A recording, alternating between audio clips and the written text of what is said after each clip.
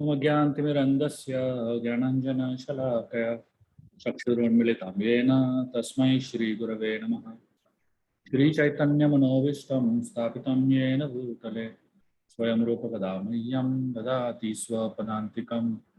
वन्देऽहं श्रीगुरुं श्रीयुतः पदकमलं श्रीगुरून् वैष्णवांश्च श्रीरूपं साग्रजातां सहगणा रघुनाथामृतं तं सजीवं साद्वैतं सावधूतं परिजनसहितं कृष्णचैतन्यदेवं श्रीराधा कृष्णपदां सहगणा ललिता श्रीविशाखामृतं च हे कृष्ण करुणा सिंधु दीनबंधु जगतपते गोपेश गोपिका कांत राधा कांत नमोस्तुते तप्त कांचन गौरांगी राधे वृंदावनेश्वरी वृषभानुसुते देवी हरिप्रिय वंशकल्पतरुभ्यश्च कृपा सिन्धुभ्येव च पतितानां पावनेभ्यो वैष्णवेभ्यो नमो नमः। जय श्री कृष्ण चैतन्य प्रभु नित्यानंद श्री अद्वैत गदाधर श्रीवासादि गौर भक्तवृंद। हरे कृष्णा कृष्णा कृष्णा हरे हरे, हरे रामो राम राम हरे हरे। हरे Krishna. Very grateful and happy to be amidst all of you all here today. Welcome to our third session of the Mahabharata storyline, and today we are going to be continuing from where we left off last time. Just to give you all a brief summary of everything we have done so far in the Mahabharata. We began the story by talking about Shantanu Maharaj, and the story of Shantanu was he saw this beautiful girl named Ganga, got married to her, and through her they got 8 children, 7 of them who died right from the time they were born, literally, and the 8th child survived. And Ganga handed over the 8th child when he was a 16-year-old boy. His name was Devavrata. He became a very charismatic leader, but eventually Shantanu Maharaj fell in love with Satyavati, and the condition the father for the marriage was Satyavati's son would sit on the throne and not Devavrata. Devavrata took a lifelong vow of celibacy, and that he would not get married, but he would take care of the throne of Hastinapur for the rest of his life. And from then his name became Bhishma because of the Bhishma Pratigya that he took. And then through Satyavati, Shantanu Maharaj had 2 sons, Chitrangada and Vichitravirya. Chitrangada dies of a very petty quarrel with a Gandharva who had the same name, Chitrangada. Gandharva couldn't tolerate the fact that somebody could have his own name, and he could be more famous than him, whatever. And that guy killed Chitrangada. So that is where we stop the storyline. And this is the equation right now. The equation is Shantanu Maharaj died after the 2 sons were born. Vichitravirya is left, the second son of Shantanu and Satyavati. And the first son of Shantanu and Ganga, Bhishma, is left. Bhishma can't sit on the throne simply because he has taken a vow that he will not sit on the throne. And he can't get married and have children because he has taken leprosy. Now, obviously, the choice is Vichitravirya.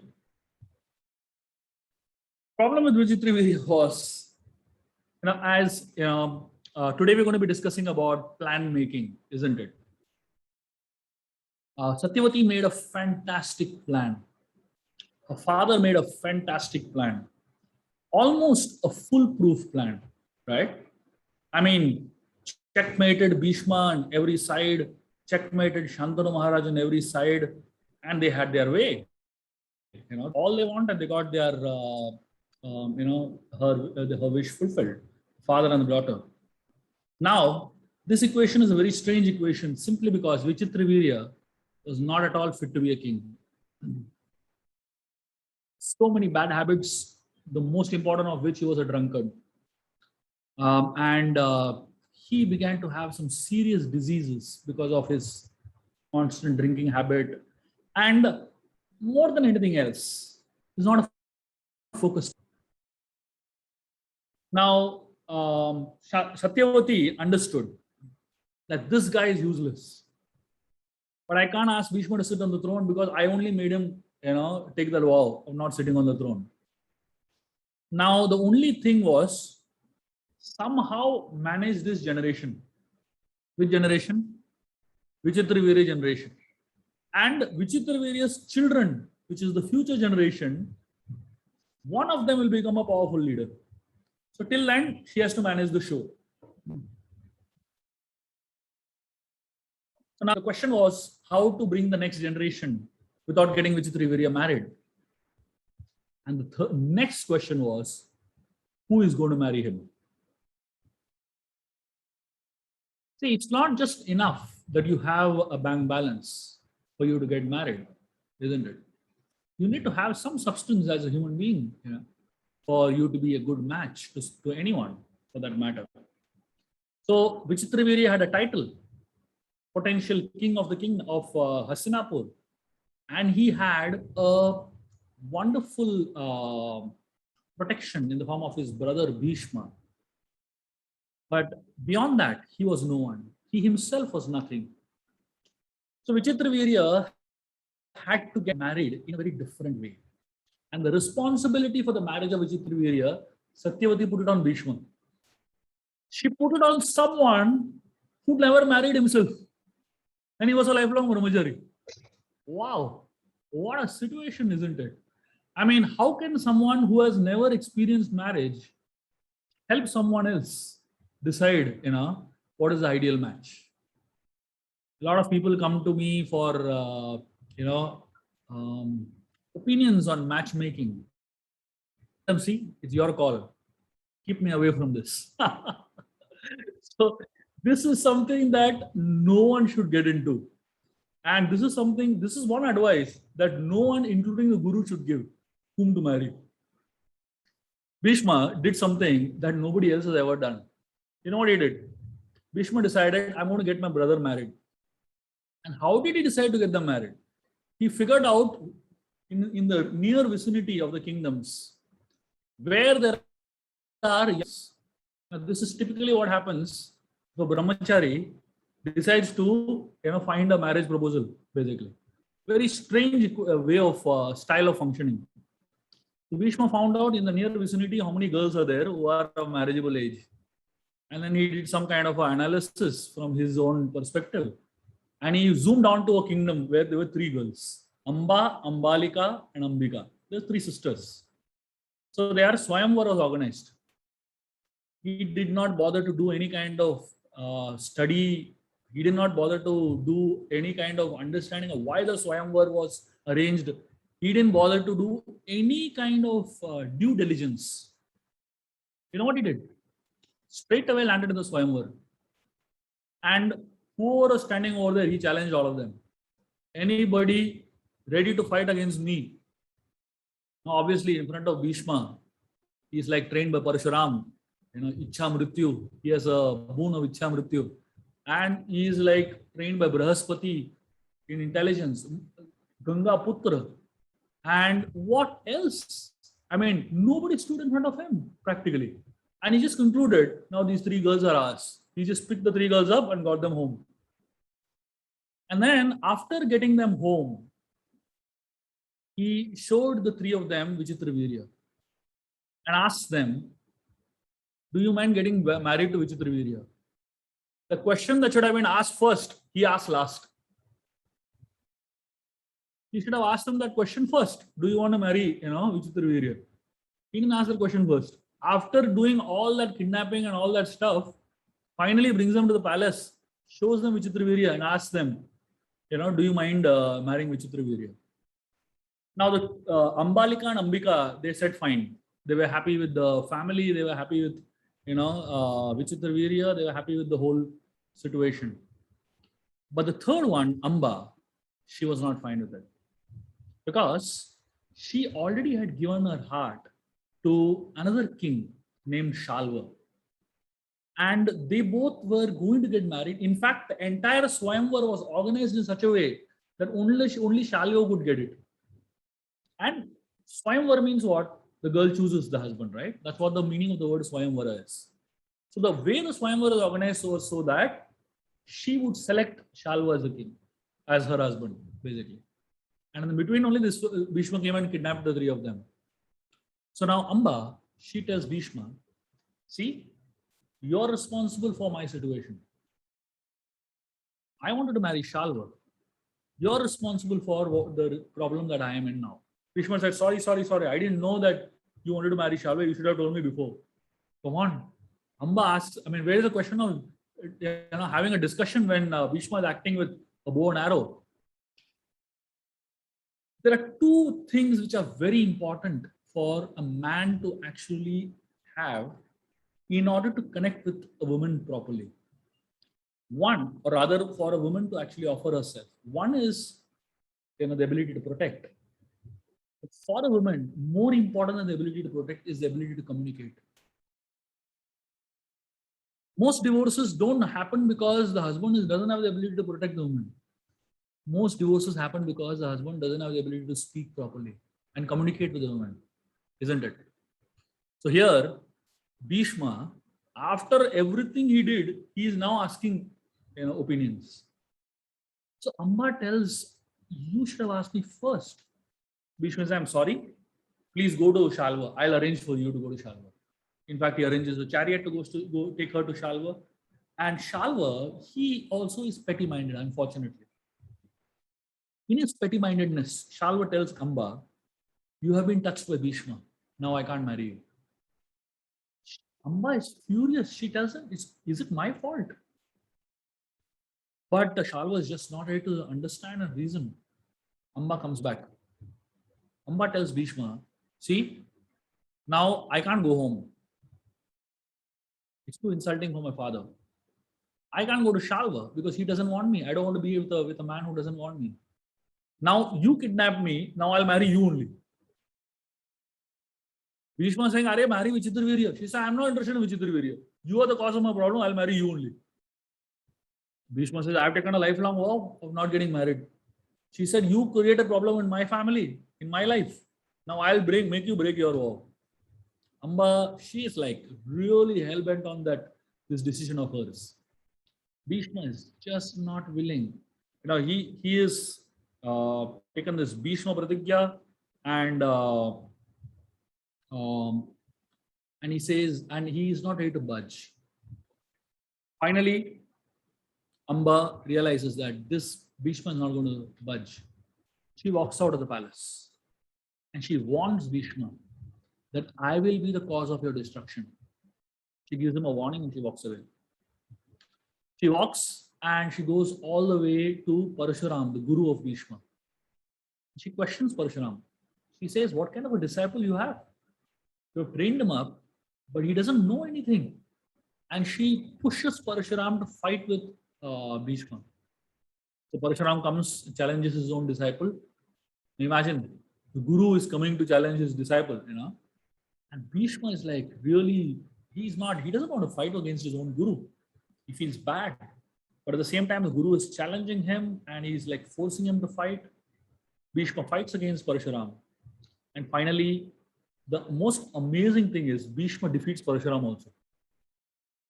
And Parashuram, he goes to Amba and he tells her, I'm sorry. There is nobody in this world who can defeat Bhishma. So I'm sorry, I can't help you. Parashuram walks away. And Amba now, she is really, really furious. And she decides, if I can't be the cause of Bhishma's destruction in this life, I am going to make sure I'm the cause of his destruction in my next life. Amba self-immolates herself. And eventually, she gets born in the family of Drupada as Shikandi. So originally, she is born as a daughter, but eventually she, by the boon of a yaksha, she gets transformed into a boy. And like a gender transformation, and Shikandi becomes the cause of the death of Bhishma eventually in the Mahabharata war. The heart burns with the fire of revenge, grudge, revenge. Um, it's like holding something for a long period of time. Like if you hold a brick in your hand, you hold it for a few minutes, it may not be much. But if you hold the same brick in your hand for 24 hours, that brick becomes heavy. And it becomes so heavy. And we're carrying it everywhere with us. A lot of times, that the idea of I have been wronged is so heavily in our heart that we are seldom ready to hear the other side of the story. Yes, Vishnu was wrong, but he tried to correct his mistake by sending her to Shalva. But somehow the idea of Shalva was a petty guy. Amba, instead of finding some solution to the whole thing, she realized that Bhishma is the cause of my problem and I want to finish him off. So this idea of revenge is a very, very ancient idea. There was a survey done in England and they found out that 65% of executives working in corporates in England, they have fantasies of murdering their boss. Revenge fantasies. Imagine now, 65% people are thinking of killing their boss. A lot of times, people are bad to us.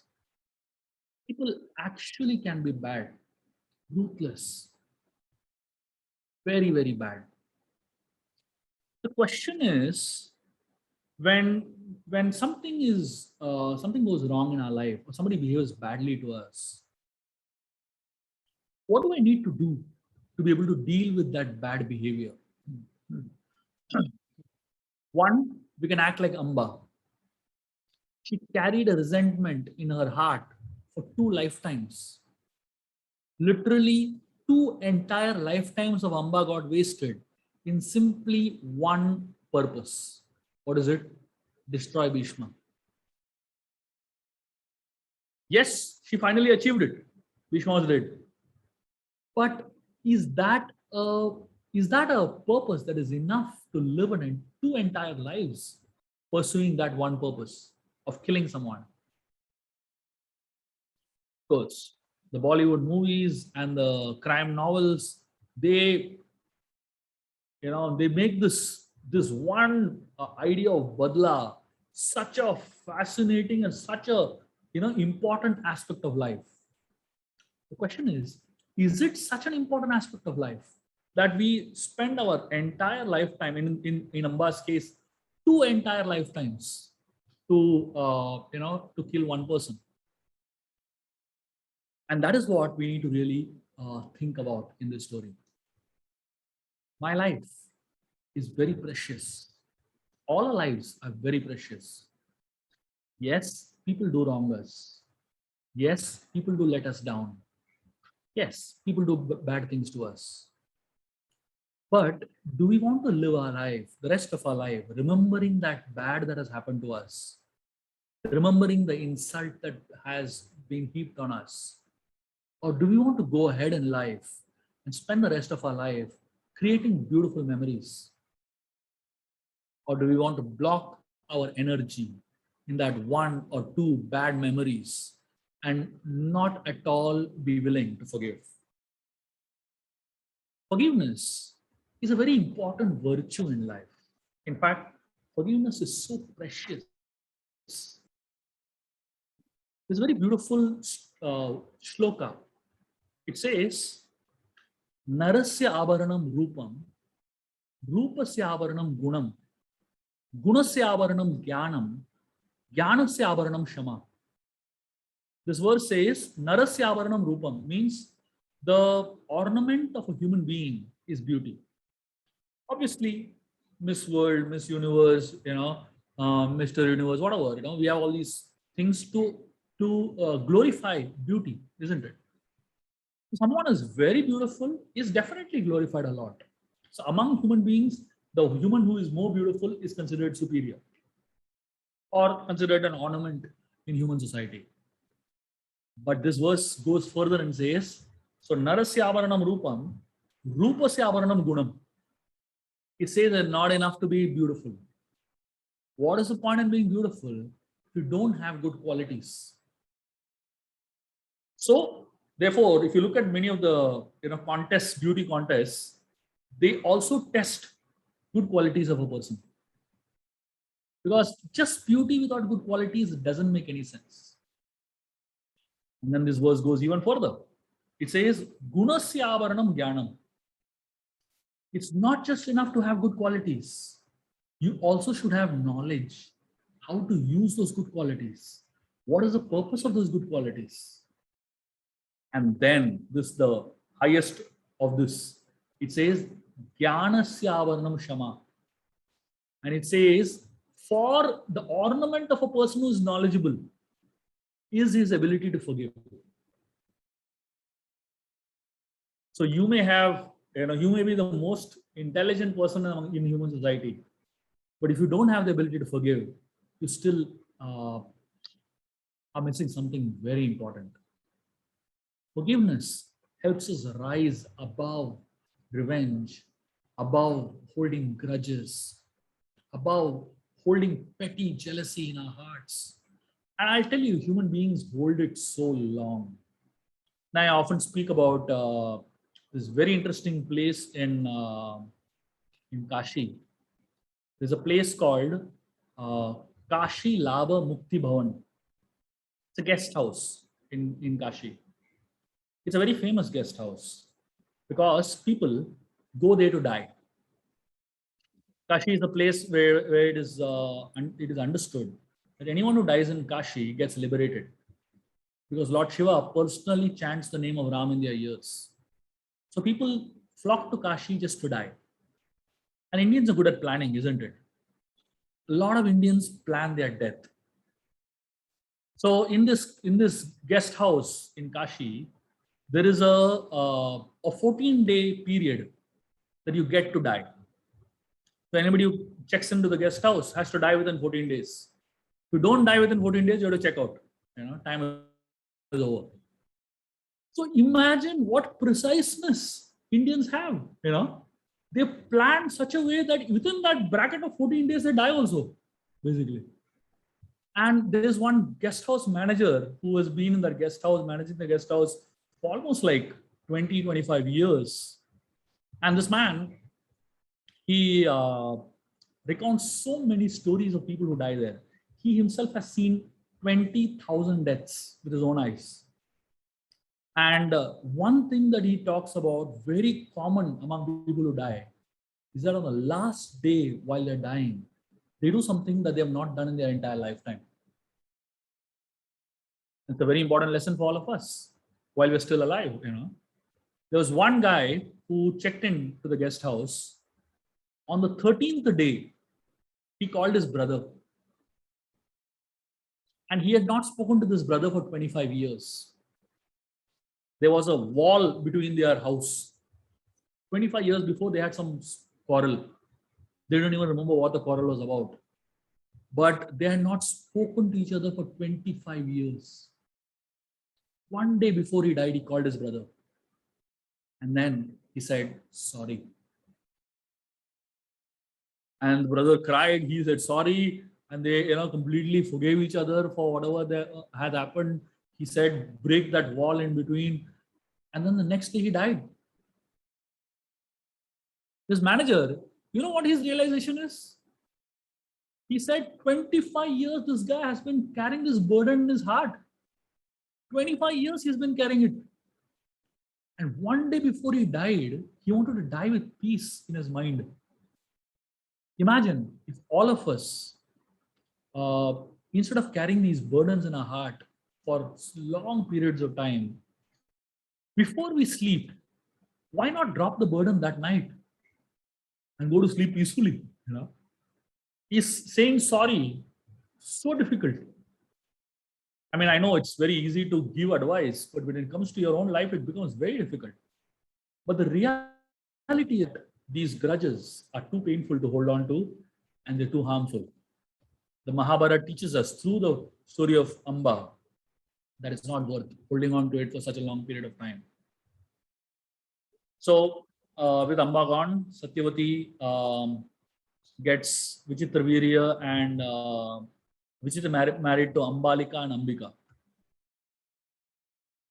You know, the interesting thing is, after the marriage of Amba and Ambika, Ambalika and Ambika happens with Vichitravirya. Vichitravirya dies. Marriage has happened, but before the child, the next generation is born, Vichitravirya is dead. Now the equation of the Mahabharata becomes really complicated. Because here is Satyavati, Bhishma, Ambalika, and Ambika. No one to sit on the throne. No one capable to handling the kingdom. Things don't go as per our plan, do they? So things are going great for Satyavati, as soon as the marriage happened, basically. But Vichitravirya died of a disease. And most of the time, when we are making our plans, we forget to take in some factors that often come in picture. When we are seriously making our plans, that's actually a comedy show for God. We're making serious plans, and someone up there is laughing like anything, because God knows, that this guy is so much effort and planning and plan making, and more than that, we want foolproof plan. That's the most amazing thing. Most human beings want God's power. They want God to be very powerful. In fact, they like God being very powerful. And this is one of the favorite things about why they go to God. Because God is so powerful, He can fulfill all your desires. But they have one problem with God. You know what's the problem they have with God? The problem they have with God is that God is intelligent also. So they prefer a God who is all powerful, but not a God who is all intelligent. They prefer a God who can fulfill all their desires, but not a God who is knowledgeable. So we want God to be omnipotent, but we don't want Him to be omniscient. We prefer doing the thinking part. So we say, oh God, use your power and use my brain. Let me make plans, you execute them. And that's how we prefer God, isn't it? We prefer God who is simply an executor of our plans. And we prefer to do the thinking part. But the reality is God is omniscient also, unfortunately. So because He is omniscient, He knows every single thing. And while we're making our little plans for being smart and being, covering every aspect of our life, there is something else that is going on which we don't know of. And therefore, we should ideally hand over we make our plans with pencil and hand over the rubber to God. And He can do His little bit. One time, a small child went with his mother to a shop. And the shopkeeper looked at that little child, very cute little guy, And the shopkeeper showed him a bottle of sweets. The child was looking at the sweets, and the shopkeeper told him, open the bottle, put your hand inside, and take how much ever you want. The child didn't do anything. The shopkeeper thought maybe he's a little shy child. He told him again, my dear child, put your hand inside this box and take how much ever you want. Whatever sweets you want, you take. The child again didn't put his hand in the box. The shopkeeper was like confused. Is the child understanding what I'm saying or no? And the mother was even more embarrassed because the child is just not responding, So then finally the shopkeeper opened the box put his hand in, picked up sweets, and gave it to the child. The child held it with both his hands, accepted the sweets, and went back. His mother asked him later, why didn't you do what the shopkeeper said? Why didn't you open the box and take it yourself? The child said, see, my hands are so small. If I put my hand in, how much will come out? So little. But the shopkeeper's hands are so big. When he put his hand in, lot many more sweets came out. And I had to hold it in two hands. That's exactly what our situation is. We are so eager to grab things ourselves. But with our small little hand, how much can we grab? But imagine if God puts his big hands and gives us, how much he can give? The quantity is usually much more, isn't it? Here in the Mahabharata, we find that the equations are changing very drastically. And here, Satyavati was in a confusion. She tells Bhishma, sit on the throne. I am the one who put the condition for you. I am waiving off all the conditions. And I am telling you, please sit on the throne. Bhishma, he says no. Till this point of time, Satyavati was stubborn. Now Bhishma becomes stubborn. He said, no, I have taken a vow. That's it. Bhishma just forgot why he took that vow. It's very interesting. When we take decisions in life and we get stuck to those decisions, we often forget why we took the decision in the first place. Why did Bhishma take the decision? Why did he take that vow? He took the vow so that his father, who is a king, gets mentally peaceful so that he can take care of the kingdom nicely and take care of the people nicely. So the ultimate thought process behind the decision was so that the kingdom is peaceful and people are happy, isn't it? And now the situation is different. Father is dead and there is no ruler sitting to sit on the throne. Absolute, chaos. And Bhishma is asked to sit on the throne because he is the qualified guy. But now, the original thought process of why I made the decision is forgotten. Now the stubbornness has replaced it. I have taken a vow, nothing doing. I'll not break this vow. If only Bhishma asked himself, why did I take this vow? Now, very often, all of us get lost in this whole business of taking vows, and we forget why we took that vow. Dharma is like a river. Dharma is like a river. And if you see how a river is flexible. Have you ever seen a river that only goes straight, no bend at all? No, कभी मुड़ने का नहीं, हमेशा go straight. No, the river is very flexible. It changes its course all the time according to the need of the hour. And that's exactly how dharma should be. When you practice the principles of dharma, the principles of dharma has to be practiced according to the time, place, and circumstance. You can't say, मेरे दादाजी ऐसा करते थे, मैं वही करूंगा. No, understand what that principle was, and now understand how to apply that principle in your life today. When you forget flexibility, when dharma loses its flexibility, it attains rigidity. And when dharma becomes rigid, it becomes stubborn. And when it becomes stubborn, it only causes pain rather than harmony and greatness. So here, Bhishma was quite stubborn. So now the question was, what next? Ambalika and Ambika were beautiful, princesses, just married recently. They never knew that this is going to happen to them just after the marriage. And here, the point here, the discussion then, remember this very important factor. Mahabharata is very different from Indian politics. Mahabharata is different from any politics. The purpose of having a son, the purpose, nowadays everybody talks about nepotism, right? The question is, What? Why not put somebody else over there on the throne? Somebody from the kingdom, who is good enough. That's not the point. The point is finding that good person. It's not about just putting anybody on the throne. It's about finding the right person, the most qualified person to put on the throne.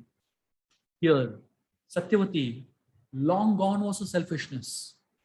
Long gone was her personal agenda of becoming a queen or a powerful person, all that. See, you are desperate after power for a long period of time, but the day you get it, you realize this is not satisfying me. Satyavati has all the power in the world. She realizes that this is not satisfying me. And now her pursuit is not for power. Her pursuit is for finding someone qualified to sit on the throne. Why? So that that power can be used in the right way. That's all. Ambalika and Ambika here, they were queens. They were princesses, and eventually they became queens of Hastinapur. But their goal of life is not just about having fun, being a queen.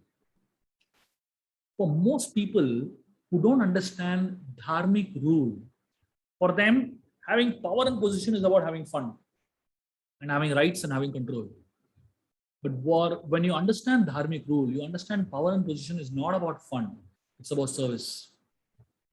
Ambalika and Ambika and Satyavati, all three of them were equally concerned about the stability of the kingdom that was built by so much. And that's when Satyavati decided that she would have to say something that she had never ever spoken till this point in time. Satyavati had a secret. This was a secret that she had never shared with anybody in her life. This was a secret that literally no one knew, including her father. This was a secret she wanted to die with. She didn't want to tell it to anybody. But because she was not just a queen, but she was also a selfless queen in that sense. By now, she had learned her lessons. And she realized no point in just wasting life over petty things. It's important to think about higher aspects.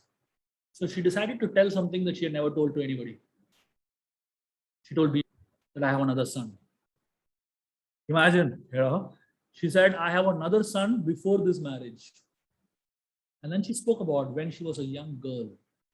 She was a fisherman's daughter, isn't it? She was a young girl.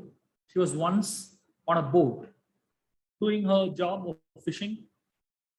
And suddenly a huge mist covered over the entire area. It was a mist that she had never ever seen in the past. And suddenly, sitting on her boat was a sage, very powerful looking sage. Now imagine, Satyavati was in the middle of the river, and there was absolutely no chance of anybody coming into her boat like that. But she finds someone sitting on a boat. She gets scared. She is like shocked. She doesn't know who this is. And then the sage speaks up. His name is Parashar Muni. Parashar speaks up and tells Satyavati that you have been chosen to give birth to the Supreme Lord, the literary incarnation of the Supreme Lord. He's going to be born through you. Satyavati had no idea what he's speaking about. Parashar said, I'm going to give you a conception, and you will give birth to this most celestial being who will actually be glorified in the whole universe. You will be glorified as his mother. She was scared. She was not married. She was, a maiden, and she didn't know how to deal with this. Parashar reassured her. He said, don't worry. Your pregnancy will not be visible to the world. And he also told her that you will still remain a maiden after giving birth to this child. And he told her that because you're doing something so important and divine, you will be blessed with a divine fragrance. A lot of things are judged by their smell, isn't it? The quality of food, you can come to know how. Smell it, you know immediately, good or bad. Most things in this world, at least the animal kingdom, completely judges things based on smell only, right? Human beings, the olfactory organs are not so well developed, so we don't understand so much. But gandha, smell, has a lot with psychology. So it is explained that the reason she was given this gandha. So Satyavati was a fisherman's daughter. If you have ever been to a fisherman's village, you understand what I'm talking about. I remember many years back, I had gone to one small fisherman village in Udupi, you know, near the beach, Malpe beach, it's called. The moment you enter 1 kilometer from in that radar of that village, oh my God, entire atmosphere is filled with the smell of fish. Difficult smell, right? But imagine in that village, being the queen, the daughter of the fisherman, the king of the fisherman community, she had a fragrance that spread over kilometers. That was the fragrance which attracted Shantanu Maharaj to her. Shantanu Maharaj smelled her kilometers away, and he came, being attracted to that smell. The question is, if she was actually unchaste or she was like impure, how could such a divine smell come out of her? That's the proof. That's the proof that this particular childbirth is not at all inauspicious. In fact, it is most auspicious. There are some things that are prohibited in Kali Yuga, in this age, the age in which all of us are. The first one that is prohibited is Ashwamedha. Horse sacrifice is prohibited in this age of Kali. The second is Gavalambha, which is cow sacrifice, prohibited in this age of Kali. So why are these sacrifices prohibited in this age of Kali? These sacrifices are prohibited simply because the people who perform these sacrifices are not pure anymore. In the olden times, when these sacrifices would be performed, the condition on which the sacrifice would be performed was that the sacrificial animal, the moment the sacrifice happens, that sacrificial animal gets an heavenly abode, instantly gets a heavenly body. That's the proof that the sacrifice is complete and perfect. But today, where do you have such pure people? Where do you have such pure ingredients? Where do you have such pure pronunciation of Sanskrit and mantras?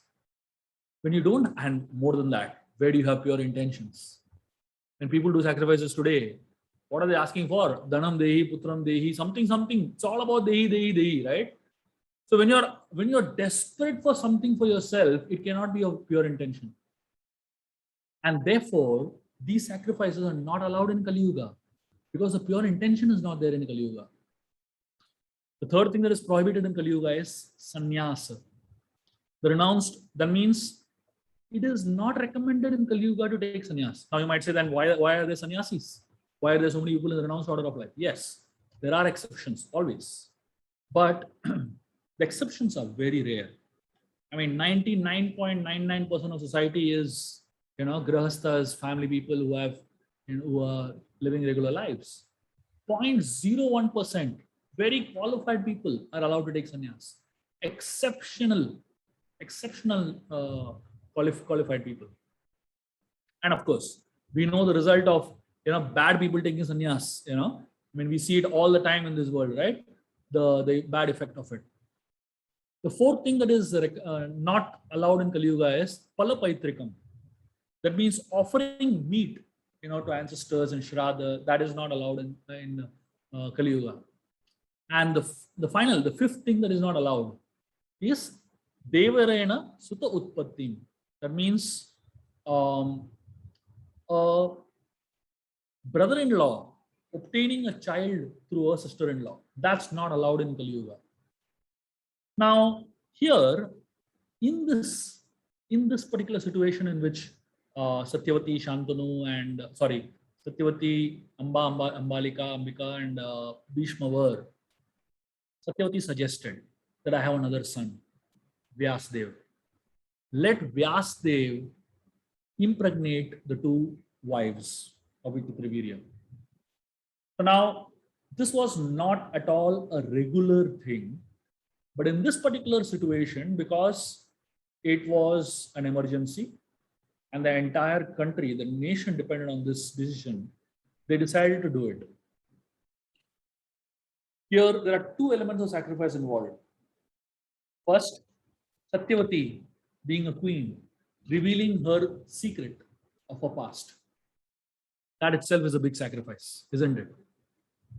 I mean, who will openly speak about something that they don't want to speak in the past? Satyavati came out of that and she said, this is my reality. And then Ambalika and Ambika, they understood that they have a responsibility towards the kingdom. And they decided that they want to sacrifice for a higher cause. So they said, fine, we will, we are ready for this. So what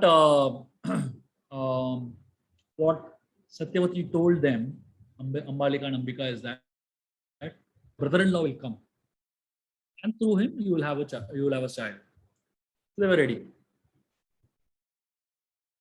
Now here, from Bhishma's point of view, there is another very interesting element of the principles involved here.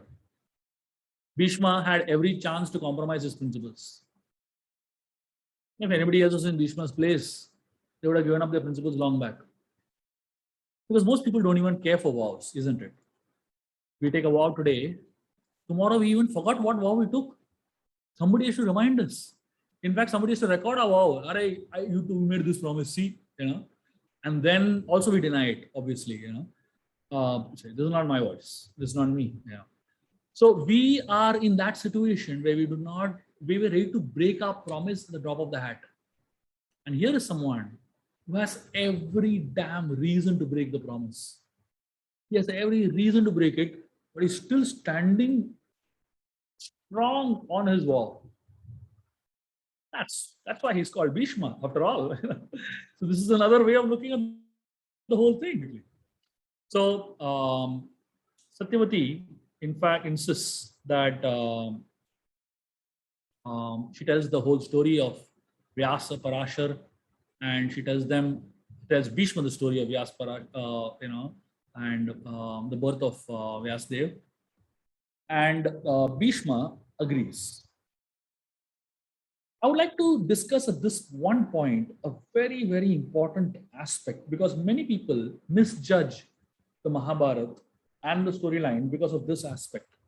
Especially Vyasdev is the writer of the Mahabharata. And when you study a story of Vyasdev himself and a scandalous story like this, it sometimes puts questions in your own mind. But look at how brutally honest Vyasdev is. He is the author. He could have edited out this section, isn't it?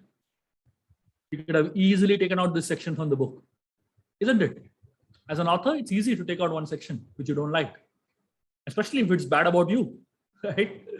So Vyasa is so thoroughly honest that he doesn't delete this section of his birth. He doesn't delete this. So if anybody has any problems with the Mahabharata, a lot of people say this, that Vyasa only cites the Pandavas. He doesn't talk bad about good about the Kauravas at all. He doesn't talk bad about the Pandavas at all. Come on, man. This person is so honest. He is so brutally honest that he's ready to talk about his own birth like this. When a person is so brutally honest, why will he hide things from you? What is he going to get? What is his agenda? If he had a wrong agenda, the first thing he would hide is his own birth story. Isn't it? He could have made a fantastic birth story for himself, being a highly imaginative author, but he doesn't do that. Brutally honest. Extraordinary souls are not born in a regular way. Study Krishna's birth. Krishna was born in a jail. Say, God born in a jail? How is it? Like one time, we were giving a lecture in IIT campus. There's a lot of IIT students attending the lecture, and we're talking about how Kamsa put Vasudeva and Devaki in a prison, and every year they kept having a child, and Kamsa kept killing the children, and the eighth child was finally born, and all that. One IIT guy, he got up and he said, "I have a question to ask." He said, if Kamsa knew that the eighth child of Vasudeva and Devaki is going to be the cause of his death, why did he put them in the same room? He could have put them in different prison houses. There would have been no child only. Why eighth child? I told him, Kamsa didn't go to IIT, luckily, so he didn't have so much brains. So, so people have so much of thought process behind looking at these divine births. Look at Krishna's birth. Supreme Personality of Godhead, born in such an extraordinary way. Jesus Christ, born to Mary, and she's called Virgin Mary. Even after the birth of Jesus Christ, her virginity was intact. It's not a story only what the Mahabharata speaks about. It's a story that we speak about even today, right? Miracles are something that always amazes people, isn't it? Miracles always amaze people to a great extent, and people love miracles. The reality is, to help understand miracles, we need to have faith. One time, there was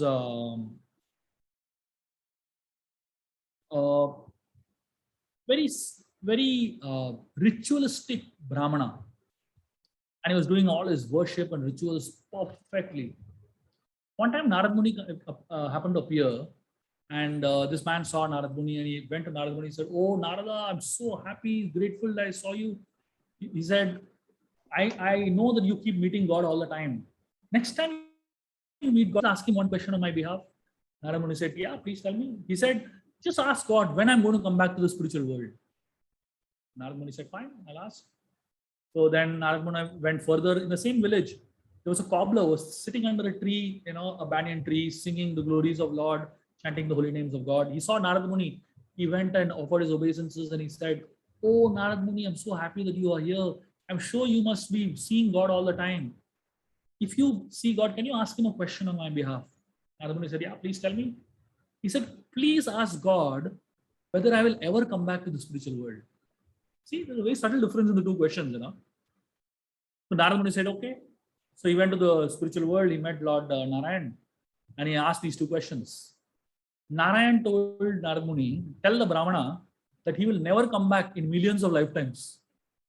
And tell that cobbler, in this very lifetime, he's going to come back."